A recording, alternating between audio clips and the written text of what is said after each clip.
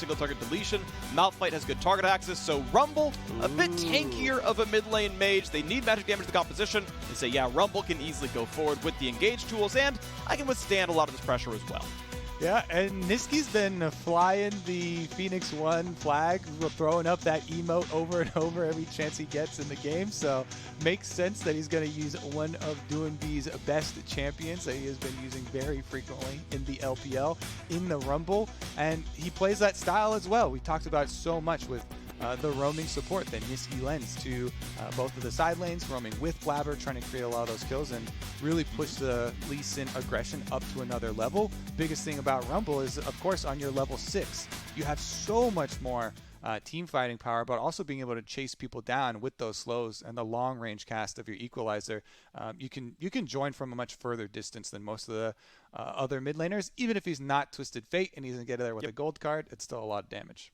Yeah, a lot of range, and I'm actually glad you mentioned early game pressure here as well, and mentioning the junglers, because 10.13 nerfs Syndra as well. The first 8 levels of the game, her Q costs more mana, so her wave clear, her early lane management is not quite as good either. So in the first 9 minutes of the game, we may see Nisqy get the jump a little bit more often, unless Pobelter can get the first blue handed off at 7:30 or so, and kind of weather that storm. It still will mean less pressure in the early game, and that's something to watch out for. How much can the mid laners move around? Because yes, Nisqy is all about getting to the side lanes, all about setting his teammates up.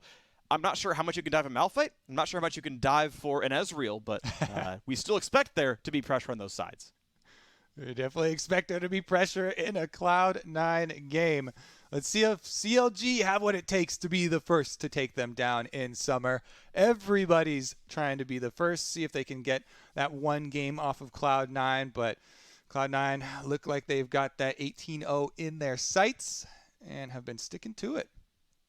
Alrighty, Super Galaxy Comeback Breaker. Nisqy is going to hope that he can make sure CLG don't get a comeback into this game.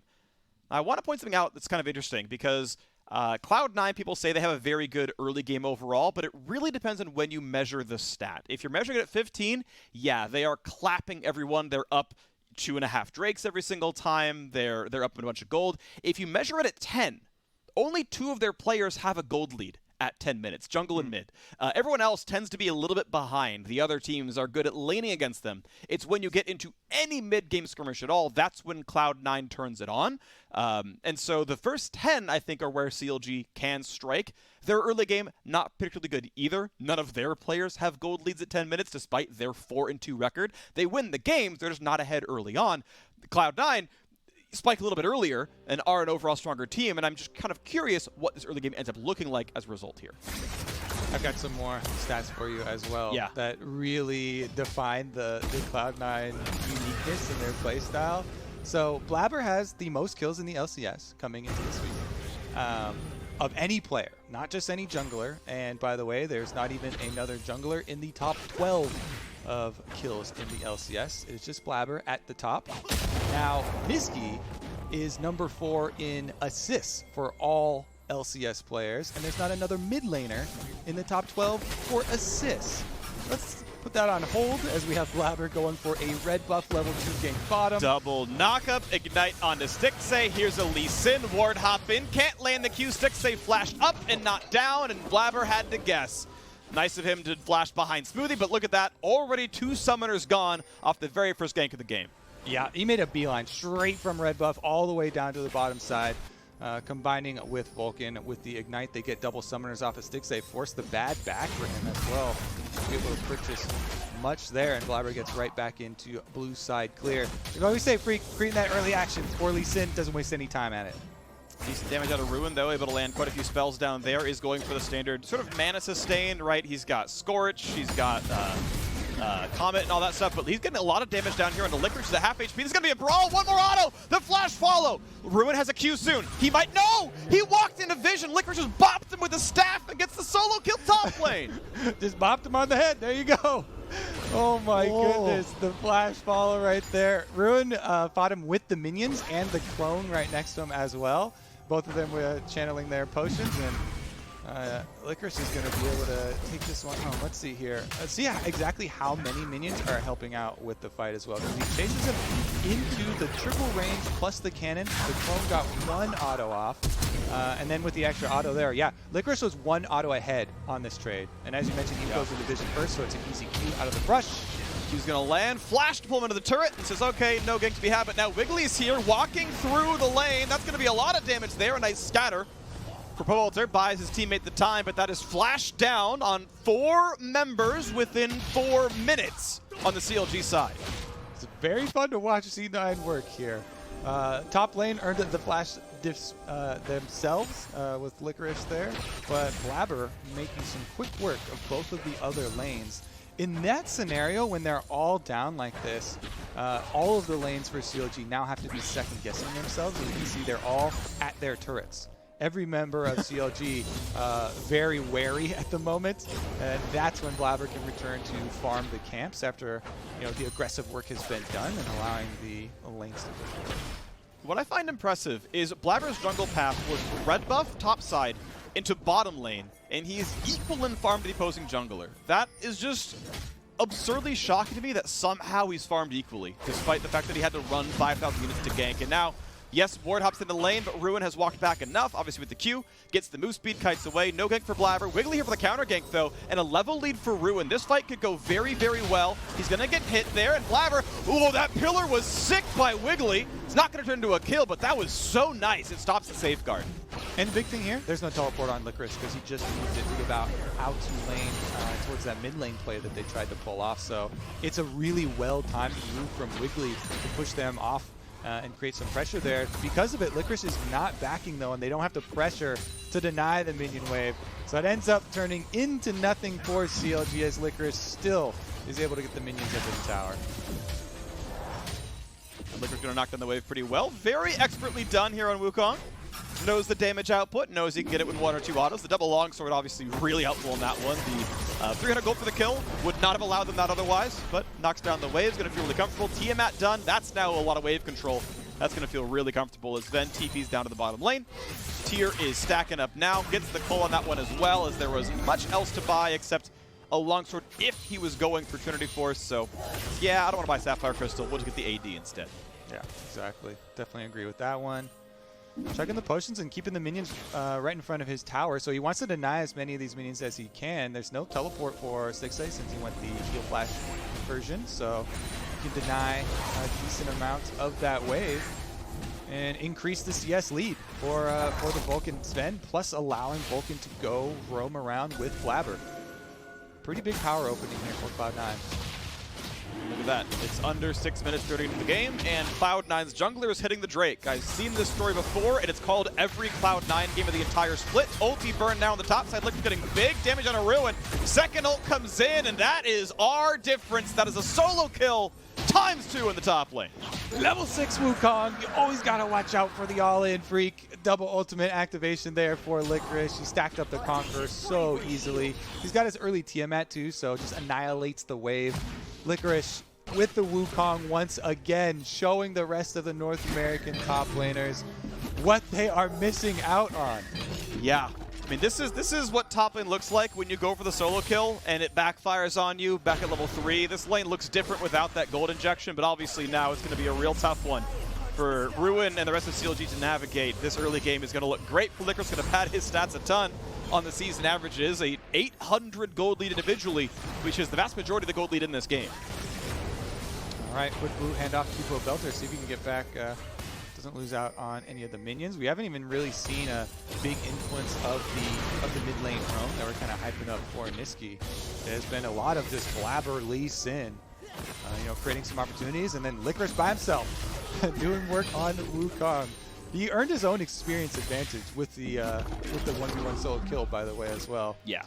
And it was, to be fair, just one auto difference as far as how close it was in the miscalculation, but that means a whole lot as Cloud9 can use that to snowball. Riptail will be picked up pretty easily for them because you can see Wiggily is on the bottom half of the map for Trundle, and again, both their lanes are under their towers. Syndra trying to clean up the minions. Malphite now finally hitting level 6, but not much they can do there either. That is a nice hook. That's damage on a Rakan, but of course he can easily kite back to his squad and just jumps back, and it's not an issue at all. All right.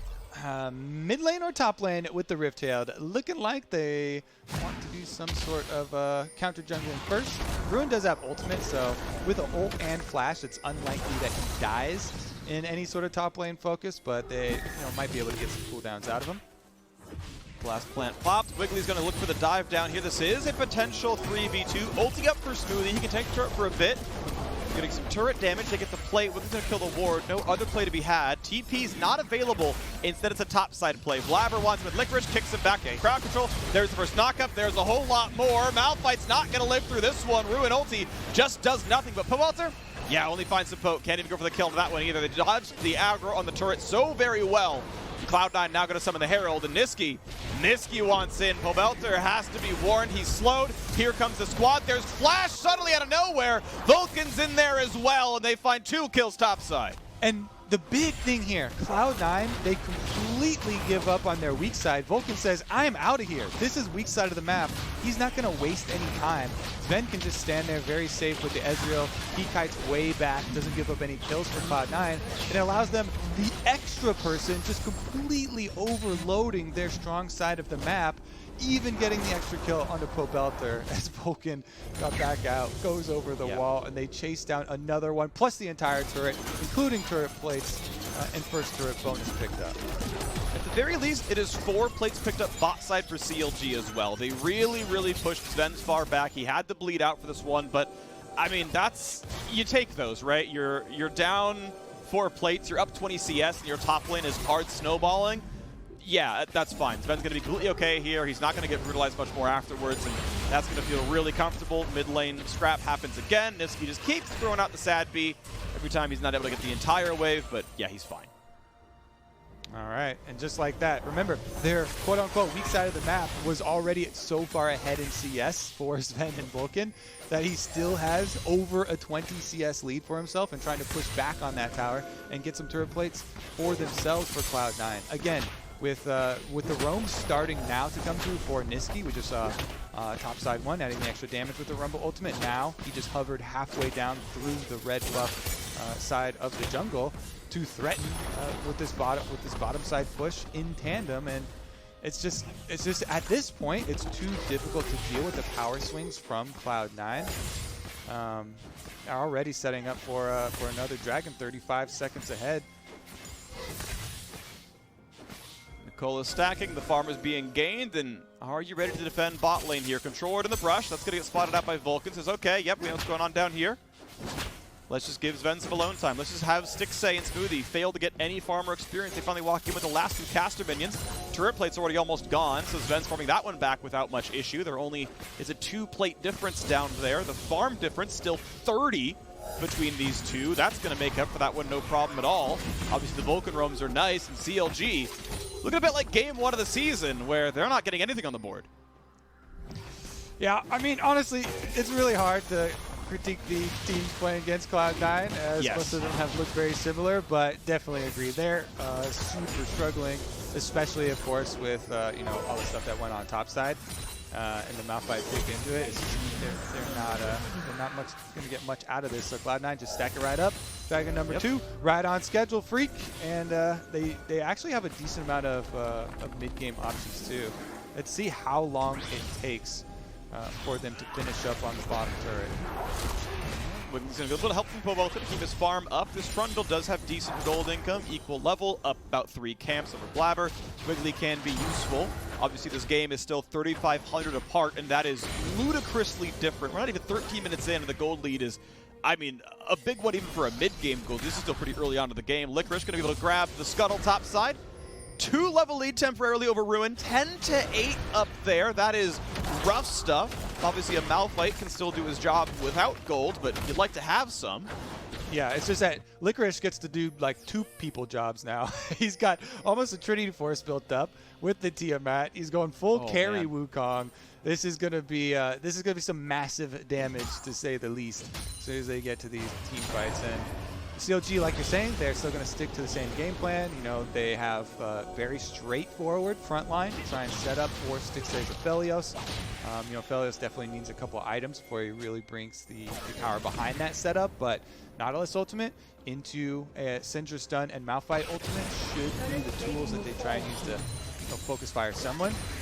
As you mentioned in champ, Selecto, very mobile champions for Cloud9.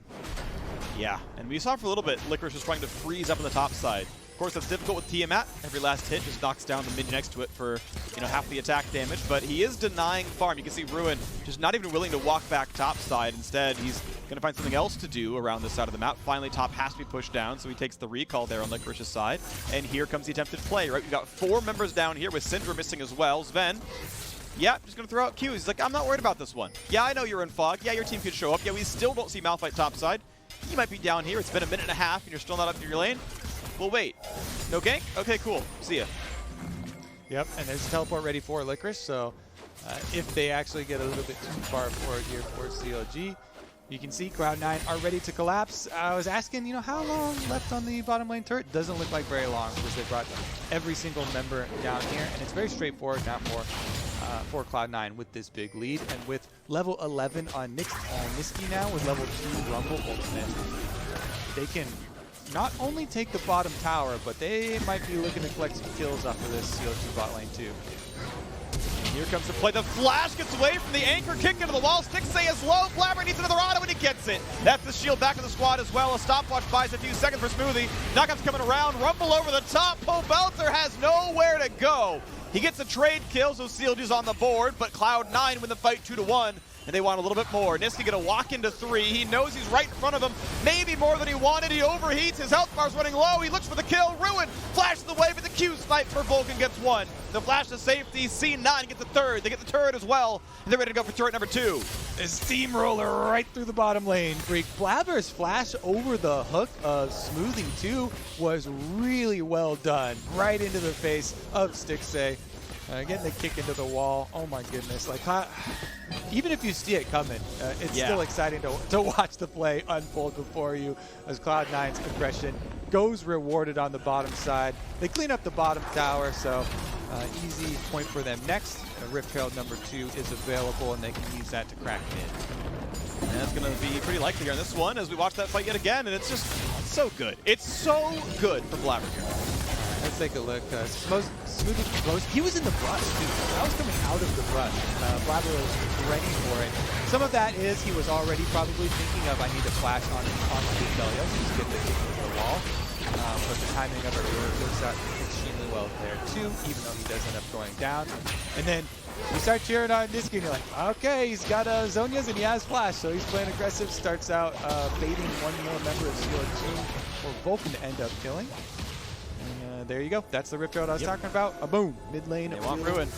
They want Ruin. Ult, charm, knockup. A lot of damage there. Wukong falling through as well. Ruin still ultiless. Does not have the escapes. Licorice on a rampage. Trinity Force is done. He is snowballing, but watch out for Zven. Just arcane shifts as the stun lands. Still able to walk away. Now, let's see. Do they use the Rift Herald first charge on the outer turret right there, or they just try and knock it over by hand? Looks like they do activate it a little bit further back. So either way, it is going to go down.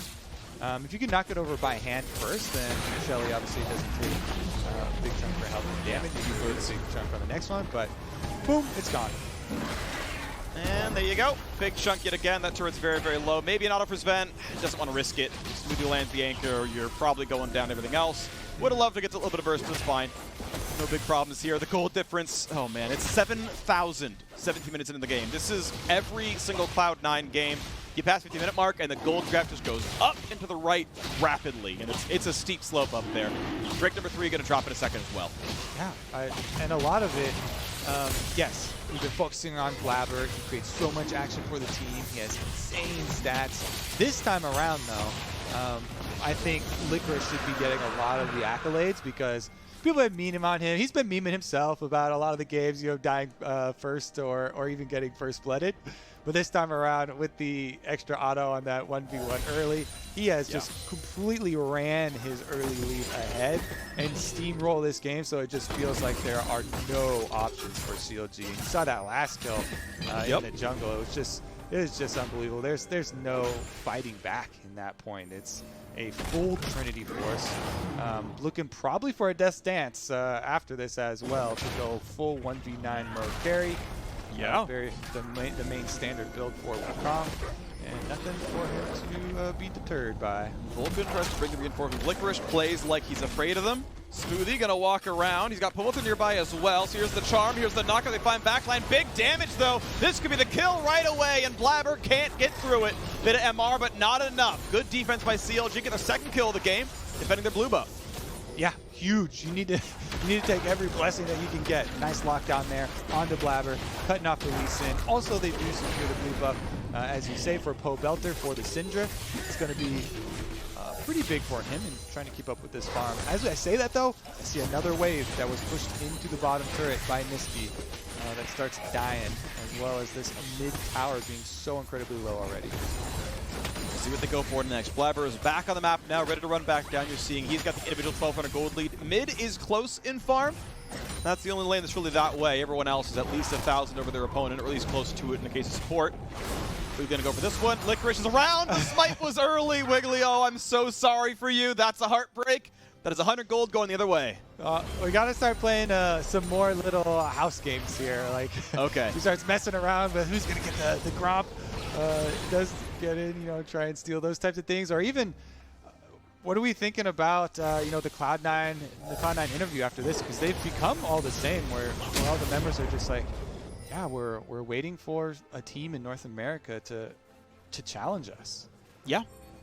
I know the closest they said someone got was Team Liquid. They obviously beat them handily, but they said, look, of the scrim records, Team Liquid's is the closest. Not that they're winning in scrims that often, but they're at least winning sometimes. They're mortal, they can bleed, at least in practice. I mean, this is a squad that lost 2 games across, I don't know, a good 35 last split.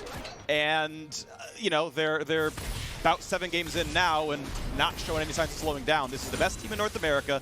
They are absurdly far ahead of everyone. They are aggressive, they are exciting, they are fun. And they're going to keep going. I want to see how long this can run for them. Ruin's going to try, gets a nice knock-up, gets some damage. Pillar's there as well. Here comes Licorice's attempt at it as well, but there's just still a flash going over. He's trying to run away. The slows are still in. True Shot Barrage won't quite land. The anchor's going to hit the turret, and here comes the ulti. They're finally get the kill. It took 3, but they get the kill picked off. There is Licorice going down for his first death of the game. And the rest of Cloud9 pushing on the other side of the map. When they're so far ahead like this and CLG can hit this many members, you need to be able to get stuff with the rest of your team. As 4 members of CLG pretty much commit to the tower dive. It's going to cost them a tower of their own, but you have to make those plays for CLG. That's the first step. Definitely a big one for them, cutting down Licorice. That was a gold bounty off of the Wukong, and they did get their first outer tower killed. Well done there for CLG, trying to claw their way back into this one. And the downside of that shutdown was kill credit went to Smoothie's Nautilus. You would have liked that. I mean, it's not like any of them are that big of gold scalers. It was Malphite, Trundle, Nautilus going together for it, but still kind of sucks to go to support. You don't gain that much more power with items here in the support role. You get tankier, but that doesn't really mean that much in most cases. Regardless, CLG feeling a bit more comfortable. Gold lead staying at 7,000. Very large one, but at least it's not growing just yet as they take bottom scuttle. They know Mountain Soul comes in a minute, and with Mountain Soul, this game is basically unlosable as CLG's sort of persistent damage is not that high right now. And they're going to have to look at burst damage then. Pobelter's got a Spellbinder for Syndra. You've got to try and find one of these squishier carries. That's one of the things with the Cloud9 roster. They play a lot of these aggressive compositions with a lot of playmaking and not a lot of tanking. So you have to watch out for Nisqy Zonias. Don't Syndra ult that one because it can immune it.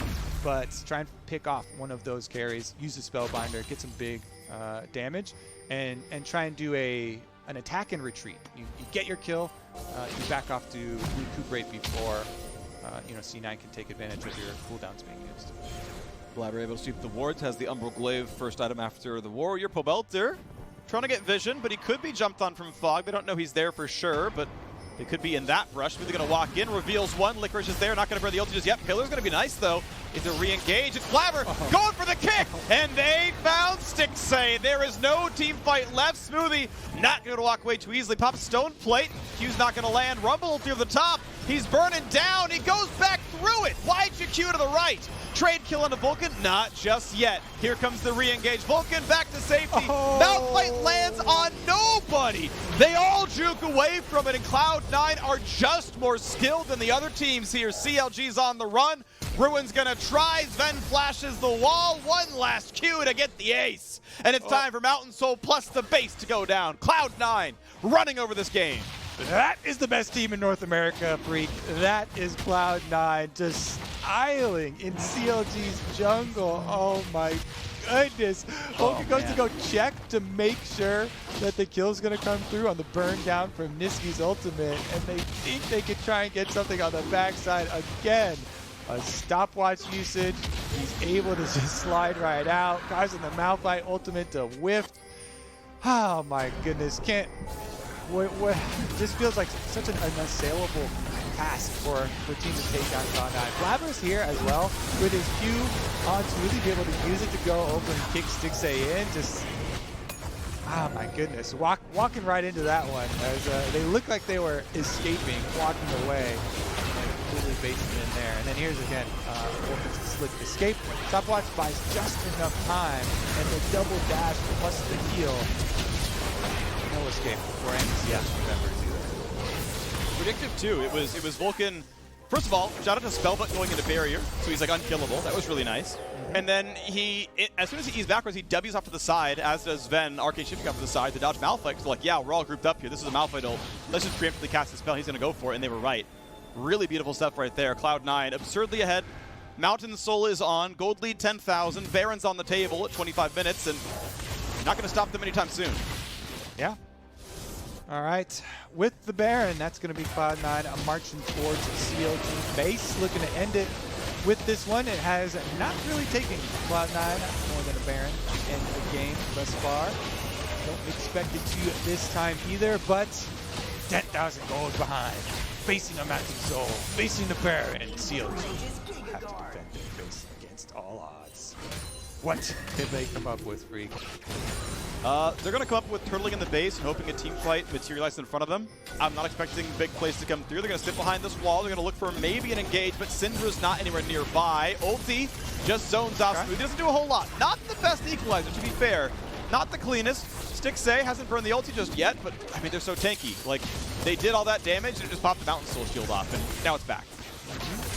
I think that's, just the fact that the Rumble ultimate is down. CLG might be hoping for some extra miracle here. Cloud9, though, they're just sending Licorice over towards mid to get the double push with their Baron buff. And as you can see, that cannon minion threatening to finish off the top tower by itself. Now, these waves are not synced up. So CLG can ping pong. You ping pong towards mid, deal with that one. Then you get back towards the bottom one, try and deal with that one. And the split push doesn't have as big of an effect, but you really have to jump on the opportunity. Okay, Anchor goes in. Again, Zven, reflex is solid, gets away from that one. Is on cooldown for a few seconds. Then there's Malphite into the back line. They find some CC. Ulti traded back forward, and here comes the kick. It's not going to get too much, but they will catch Pobelter as Wukong gets the back line, and Rumble helps out as well. Ruin's gone now on top of that one. Wiggily can't find the kills, and it's Stixxay basically in his support. And there's equalizer number 2. Can't get away, and Ace again without any deaths. Cloud9 walking over CLG. 27 minutes in, the second ace with the wave, ready to knock down the Nexus turrets. Cloud9 will not be stopped. There will be 7-0. They will drop CLG to their third loss. Only 3 kills in this game. Cloud9 have no equals. They show it again today.